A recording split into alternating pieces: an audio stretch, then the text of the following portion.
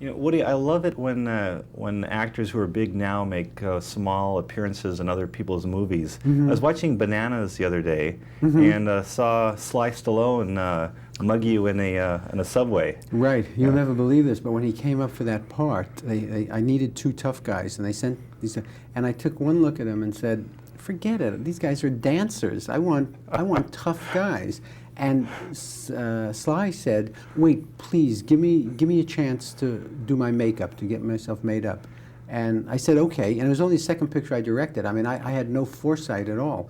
And I kept on shooting, and 20 minutes later, he came back looking sensational. But if it had been left to my own inexperience, I would have just said, "Get me two other guys. These guys aren't tough enough." Oh. Well, you know, early in your career, you used to write jokes for a press agent. Now, how did that work? Because you didn't really get the credit right for the jokes. That's right.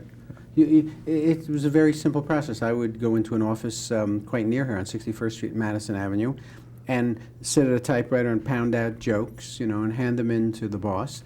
And he serviced clients. He did the public relations for clients. And he would, you know, it would be like overheard at the Stork Club.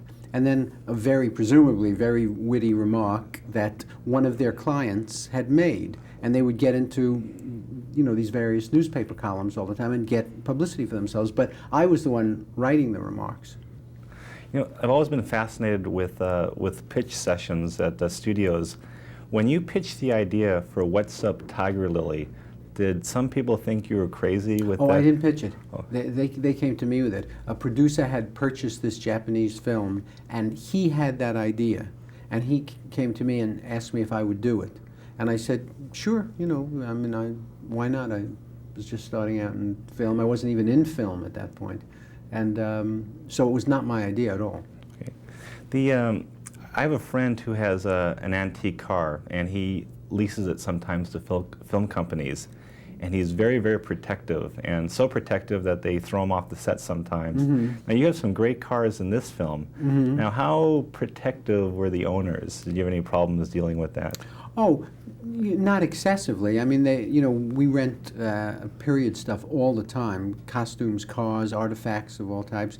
And, you know, we're generally responsible. I mean, once in a while something goes wrong, but they're fine. I mean, they enjoy coming to the set and watching the shooting, and they enjoy being the drivers in the cars very often themselves. And we haven't had any horrible experiences. Okay. And another thing is titles of movies. I've always been fascinated how movies will go through title changes. Annie Hall, didn't that initially have a different name? Yes, originally Marshall Brickman and I, when we wrote that, we called it anhedonia, which is a fancy psychological word for a state wherein one cannot experience pleasure in anything. And the film company just didn't want that title for that movie. They thought we had a likable movie and an accessible movie, and to burden it with an odd and negative title, they thought was a mistake. And we went through a lot of attempts. We called it Sweethearts for a while, but then there was another film called Sweethearts years ago, and so we couldn't get that title. We had a number of titles for it, and finally it was getting down to the last weeks. And I said, why don't we just call it Annie Hall and keep it simple, and that was it. Okay. You know, I loved Manhattan Murder Mystery, and I loved this film too, both very, very funny.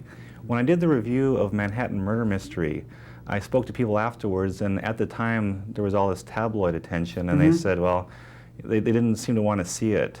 Did you feel that film was hurt by all the tabloid attention, and is there a bit of a concern that might happen again with this movie? I don't think so. My films have never done very well going back through history. You know, it's not as if I had this tremendous audience and suddenly I had a small audience.